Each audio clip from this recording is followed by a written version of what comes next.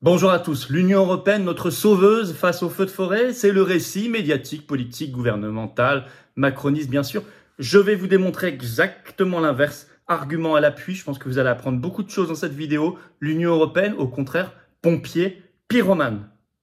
Ça va être très précis. Et vous allez voir, vous allez peut-être tomber de votre chaise et on va surtout voir ce qu'il faut faire, parce qu'on peut faire. On n'aura jamais zéro feu, malheureusement, mais on peut faire évidemment totalement autrement, bien plus rationnel, bien mieux, bien moins idéologique et surtout nous extirper de cette folie qui est en train de devenir de plus en plus l'Union européenne.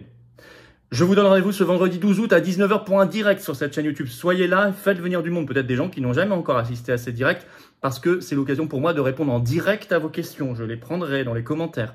Vous le savez, j'en prends toujours beaucoup, je vais essayer d'en prendre encore plus. Donc soyez là, en plus on a une actualité chargée, brûlante, sans mauvais jeu de mots, mais en tout cas extrêmement importante à voir ensemble sur tous les sujets national, mondial. Et donc soyez au rendez-vous ce vendredi 12 août, ce vendredi à 19 h, dès 19 h en direct ici. Continuez d'ici là de vous abonner à cette chaîne YouTube, un petit clic en dessous, le bouton s'abonner là, un petit clic, un dixième de seconde, c'est gratuit. Et une fois que vous l'avez fait, appuyez sur la petite cloche à côté, vous recevrez les notifications des futures vidéos, des futurs directs. C'est quand même plus simple pour vous. Pourquoi il faut être abonné? Parce que ça donne de la visibilité mécanique, automatique, par algorithme à toutes les vidéos. Et c'est très important que ça circule encore plus pour réinformer. Par ailleurs, à 400 000 abonnés, on fera un événement très spécial ensemble. Vous êtes très nombreux à vous être abonnés récemment. Il y a une journée, on a fait 1400 abonnés dans la journée, je crois, il y a 2 jours. Eh bien, continuez. Un énorme bravo à ceux qui se sont abonnés et un grand merci à ceux qui vont le faire dans les secondes et les minutes qui viennent. Venez aux Patriotes. Là aussi, vous êtes nombreux à adhérer ou reprendre votre adhésion annuelle parce que vous étiez nombreux à avoir adhéré à l'été 2021 et ça dure 1 an. Donc, pensez à réadhérer. Mais je vous demande de bien vouloir venir. De surtout pas désespérer dans votre coin, de vous dire c'est foutu, on n'y arrivera pas. Ça, je vais vous dire, c'est un réflexe qui a trompé des gens depuis des siècles. Même quand ça paraît compliqué, on peut s'en sortir. On a eu des victoires, on en aura d'autres. Mais ensemble. Et surtout en étant clair, net, dans un mouvement anti-oligarchique, anti-système, de libération nationale, de libération de l'humanité, de liberté, de souveraineté, de justice sociale, d'avenir, pour nous et les générations qui viennent. C'est tout ça, la promesse, l'action de cette carte orange d'adhérents patriotes. Le lien pour adhérer ou reprendre votre adhésion annuelle, c'est le même lien. Il est sous la vidéo en description, c'est le premier lien que vous trouverez. Il est également en premier commentaire épinglé et dans les dernières secondes de cette vidéo en cliquant sur votre écran. Sous la vidéo en description, il y a un autre lien pour faire un don de soutien aux patriotes. C'est le deuxième lien, vital pour financer notamment le rendez-vous de la résistance du 3 septembre. Vous êtes attendu, rendez-vous à Paris, 14 h, place de la Bourse, ce samedi 3 septembre. Mais il n'y a pas que cela. Il y a le remboursement des législatives, on n'a pas fait les 5% pour le remboursement et tout le reste. Ça coûte cher, on fait. On n'a pas le moyen, on n'a pas d'aide publique en 2022, on n'a pas d'aide bancaire, on n'a rien, mais on fait. Donateurs, réadhérents, adhérents, tout ça est défiscalisé aux 2 tiers pour vous. Pensez-y, bravo aux donateurs, aux réadhérents, justement, bienvenue aux nouveaux patriotes, aux nouveaux résistants, aux nouveaux adhérents. Alors, feu de forêt, l'Union européenne, pompiers, pyromanes, parce que je commence à en avoir jusque-là de cette histoire de l'Union européenne nous sauve, c'est grâce à l'Union européenne, tout ça, c'est de la propagande. C'est grave, c'est du mensonge. Au contraire. Alors justement, il y a eu cette annonce adorée par les Eurogagas, alors que moi, je la prends plutôt comme un signe de tiers-mondisation de la France et de déclassement, de dégringolade, je dirais même. Vous me direz ce que vous en pensez, vous, en commentaire. Enfin, moi, je le prends comme ça. Annonce faite par Macron lui-même sur son compte Twitter ce 11 août. L'arrivée de 360 pompiers en renfort en France, allemands, grecs, polonais, roumains, autrichiens. Et dans un article du Figaro du 11 août, on apprend par ailleurs, je cite, que la Commission européenne a de son côté annoncé l'envoi de 4 avions de la flotte de l'Union européenne depuis la Grèce et la Suède. Ok. En fait, ça vient d'où tout cela? Alors, il y a une espèce d'européanisation de la sécurité civile. Vous savez, la sécurité civile, c'est notamment les pompiers, depuis 2001, avec la création du mécanisme européen de protection civile qui a été, auquel a été ajouté depuis 2019 le programme européen Rescue. Bon. L'Union européenne étant depuis dotée d'une flotte de 12 avions et d'un hélicoptère anti-incendie qui intervient en complément des flottes nationales.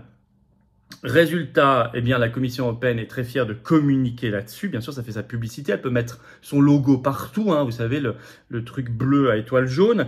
Et ça, on le voit bien, cette communication de pub de publicité, par exemple dans un article de Ouest France de ce 11 août qui cite Adina Revol, qui est de la Commission européenne, nous dit-on, j'imagine une porte-parole, et qui dit, je cite, « 5 pays dont la France ont activé le mécanisme d'entraide cet été, 2 avions grecs Rescue et sont venus en juillet en soutien des pompiers français. » Fin de citation. Par ailleurs, Bruxelles est en train de négocier, nous dit-on, l'achat de nouveaux appareils anti-incendie, par exemple 2 nouveaux Canadair en 2026. Alors quand on voit ça, on se dit, alors l'Union européenne, effectivement, nous sauve? Eh bien non, c'est l'inverse. Elle fait sa communication, ça c'est sûr. Elle sauve sa communication, ça c'est sûr. Mais en réalité, les achats maintenant qui passent par le budget de l'Union européenne, parce que c'est le cas, nous coûtent bien plus cher, et je vais vous le démontrer très simplement, mathématiquement, que l'achat national direct que nous avions coutume de faire et que nous devrions faire, parce que notre flotte nationale, vous allez voir, est de plus en plus faible. Elle n'est pas adaptée. Pourquoi ça nous coûte plus cher de passer par le budget de l'Union européenne? Parce que la France, tout simplement, est ce qu'on appelle un contributeur net au budget de l'Union européenne. C'est-à-dire que chaque année, elle verse au budget de l'Union européenne beaucoup plus que ce qu'elle en reçoit en retour, tout confondu, y compris ses avions. En ce moment, en gros, elle verse 21 à 22 milliards d'euros par an au budget européen et elle en récupère tout compris 12 à 13 milliards. Donc, et bientôt, elle versera 26 milliards par an pour en récupérer 12. Donc, pour avoir un avion anti-incendie, c'est comme si la France en payait 1,6 aujourd'hui. Et demain, c'est comme si elle en payait 2. C'est exactement ça. Donc, c'est un non-sens. C'est aussi idiot que le plan de soutien Covid, vous savez, qui a été adopté le 21 juillet 2020, où la France s'engage pour 80 milliards pour en récupérer à la fin 40 milliards. C'est exactement le même ordre d'idée, le même ordre de grandeur, ce qui est logique. Et c'est exactement ce que nous coûte cette flotte européenne.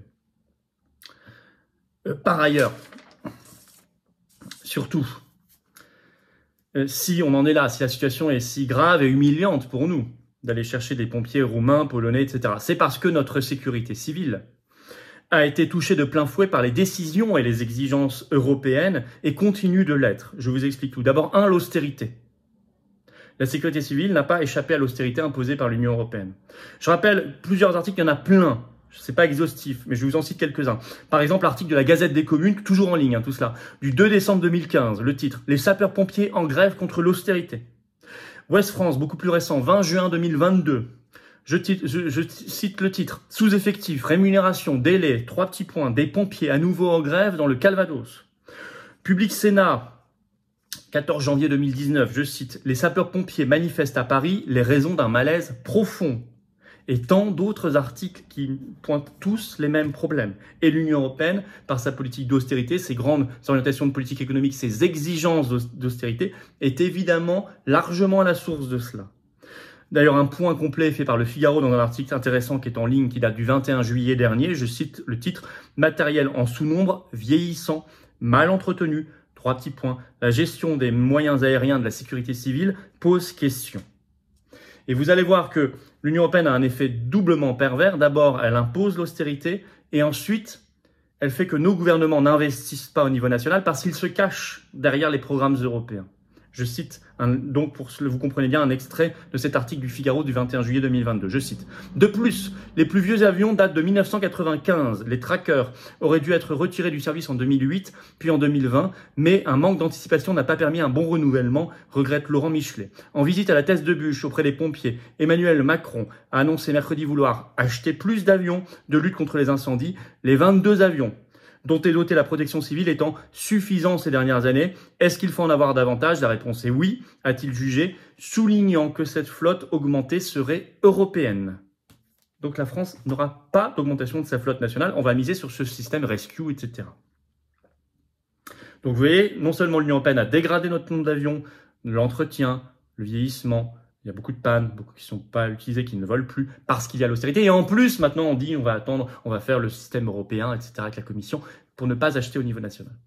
Effet doublement pervers. Mais il n'y a pas que cela. L'Union européenne met aussi en danger le statut même en France de pompier volontaire. Et ça, c'est peu connu, et c'est totalement une épée de Damoclès aujourd'hui sur la tête de ce statut. En plus, évidemment, je n'en parle plus dans cette vidéo, même si j'en parle beaucoup sur mes réseaux sociaux ces dernières heures, mais j'en ai parlé dans une vidéo récente, c'est pour ça que je n'en parle pas ici, parce que c'est beaucoup plus national qu'européen. C'est la question des pompiers suspendus pour cause de non-vaccination Covid. Vous êtes bien au courant, 5200 au total. Allez voir ma vidéo il y a quelques semaines, j'en parlais dans le détail. Je n'en parle pas ici, même si c'est un sujet important. Ça n'est pas du tout un oubli, c'est juste qu'ici, j'ai beaucoup souligné la dimension liée à l'Union européenne. Donc je reviens sur le statut des sapeurs-pompiers volontaires menacés. Il y a un article de Ouest France, toujours en ligne, du 18 septembre 2019 qui explique tout ça. Le titre: pourquoi le statut des pompiers volontaires est en danger à cause d'une directive européenne.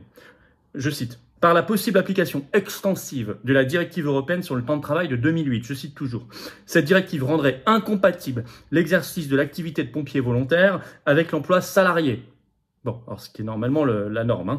En effet, il y a eu une décision, un arrêt de la Cour de justice de l'Union européenne qui s'appelle l'arrêt Matzak, très connu, du 21 février 2018, qui a qualifié le temps d'astreinte d'un pompier volontaire belge en temps de travail. C'est une révolution. Ça concernait ici un pompier belge, enfin c'est la même logique pour tout le monde dans l'Union européenne. Alors, est-ce qu'il y aura une dérogation pour l'application de cette directive? Eh bien, la Commission européenne dit non. La France a dit s'il vous plaît, s'il vous plaît, s'il vous plaît. La Commission européenne a déjà répondu non. Article de la Gazette des communes du 19 février 2020, je cite: temps de travail des pompiers volontaires, : l'Europe n'envisage pas de dérogation. Je cite toujours l'article. Dans une réponse écrite, en fait, à l'époque, au député européen Brice Hortefeux qui posait la question.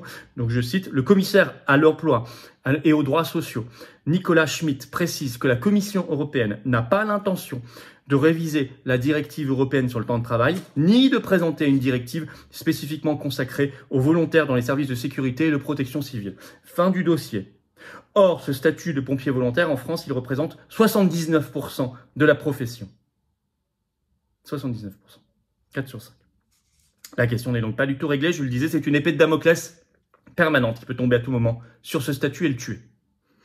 D'ailleurs, ça va même plus loin, on sait que le 18 janvier dernier, c'est pas vieux, les membres de la Commission des Affaires européennes de l'Assemblée nationale ont insisté dans une résolution pour que la France, je cite, adapte les conditions d'activité des sapeurs-pompiers volontaires en France afin de garantir leur conformité au droit européen. Donc maintenant, ils en sont même en France à demander tout simplement à ce qu'on s'adapte à la directive européenne, non plus à ce qu'on l'enlève ou à ce qu'on la change. Voilà la réalité. Et ça, je peux vous dire que c'est un sujet tout à fait d'actualité, pas du tout réglé. Alors on pourrait se dire, oui, mais peut-être que la situation est devenue terrible parce qu'il y a beaucoup plus de feux et de surfaces brûlées qu'avant en France, etc. Avant, on savait faire parce qu'il y avait moins de feux, maintenant on ne sait plus faire parce qu'il y a beaucoup plus de feux. Eh bien, ça n'est pas vrai. En moyenne, dans les années 70 et 80, en France, il y avait 45 000 hectares de forêts brûlées par an. La moyenne entre 2006 et 2021 est passée à moins de 10 000 hectares. Donc 4,5 fois moins. Or, dans les années 70-80, il n'y avait pas le système Rescue, le système européen, les pompiers roumains, polonais, on savait faire. Alors c'est vrai qu'aujourd'hui, cette année est assez exceptionnelle. Nous en sommes déjà aujourd'hui, à l'heure où je vous parle, à environ 50 000 hectares brûlés. Alors ce n'est pas encore le record, espérons qu'on ne l'atteigne pas d'ailleurs.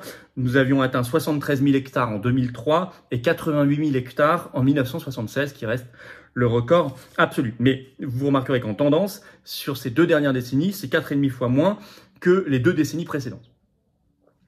Donc ça n'est pas la vraie explication. On savait faire, il n'y a pas de raison qu'on ne sache pas faire. Bon. Alors, en conclusion, Union européenne pompier pyromane, c'est littéralement ça. C'est exactement l'expression. Et ici, au sens premier du terme, malheureusement. L'Union européenne, la Commission européenne fait sa communication, mais en réalité dégrade et casse. Et évidemment, il ne faut pas exonérer les gouvernements français. Ils sont ici en complicité totale. Il faut aussi les dégager. Ils sont de toute façon dans cette idéologie Eurogaga, vous le savez très bien. Donc il faut faire le Frexit. Il faut sortir absolument la France de l'Union européenne. C'est vital, y compris sur ce sujet des incendies, qui concerne beaucoup de choses, la sécurité, nos paysages, notre tourisme, beaucoup de choses. Mais au-delà de ça, il faut changer les mentalités, changer les hommes au pouvoir. Et ça, c'est au peuple français d'avoir la bonne intuition et de reprendre le contrôle. Ça dépassera le Frexit, pour aller vers le bien commun et l'intérêt national. Voilà, au rendez-vous ce vendredi 12 août, 19h pour un direct ici sur sa chaîne YouTube. N'oubliez pas, soyez au rendez-vous, posez vos questions en direct, réfléchissez-y aujourd'hui, d'ici là, abonnez-vous aussi à cette chaîne YouTube. Un petit clic, un dixième de seconde, c'est gratuit. Je vous attends sur cette chaîne, soyez très nombreux, vous avez été nombreux à vous abonner récemment. Merci, bravo à vous, vous serez nombreux à le faire, j'en suis certain, dans les secondes qui viennent. Bravo aux nouveaux abonnés sur la chaîne, bravo aussi à ceux qui vont adhérer ou réadhérer ou faire un don de soutien dans les secondes ou les minutes qui viennent. Aux patriotes, j'ai besoin de vous, on a besoin de vous, la France a besoin de vous, notre humanité a besoin de vous, les générations qui viennent ont besoin de nous et de notre implication et de notre engagement et de notre résistance. C'est exactement ce qu'on propose, tout simplement. Le lien pour adhérer ou reprendre votre adhésion annuelle, l'adhésion dure 1 an, vous avez adhéré peut-être en juillet-août 2021, pensez donc à refaire votre adhésion si vous êtes dans la fidélité à votre combat et à vos idées. C'est très très important, surtout qu'on n'a aucun soutien. On a une richesse humaine grâce à vous. Le lien pour adhérer donc ou reprendre votre adhésion annuelle, c'est le même lien. Il est sous la vidéo en description, en premier lien également, en premier commentaire épinglé. Dans quelques secondes, en cliquant directement sur cet écran, sur le vôtre. Sous la vidéo en description, un deuxième lien, c'est pour faire un don de soutien aux patriotes. Vital, pour financer le rendez-vous de la résistance qui va coûter fort cher et tout le reste. Bravo, il y a des nouvelles conditions avantageuses pour les dons supérieurs à 500 €. Allez voir dans la rubrique dons sur le site des patriotes. Mais dans tous les cas, quel que soit le montant de l'adhésion, de la réadhésion ou du don, c'est défiscalisé pour vous aux 2/3. Pensez-y, profitez-en. Bravo en tout cas aux réadhérents, aux donateurs, bienvenue aux nouveaux patriotes et vive la France.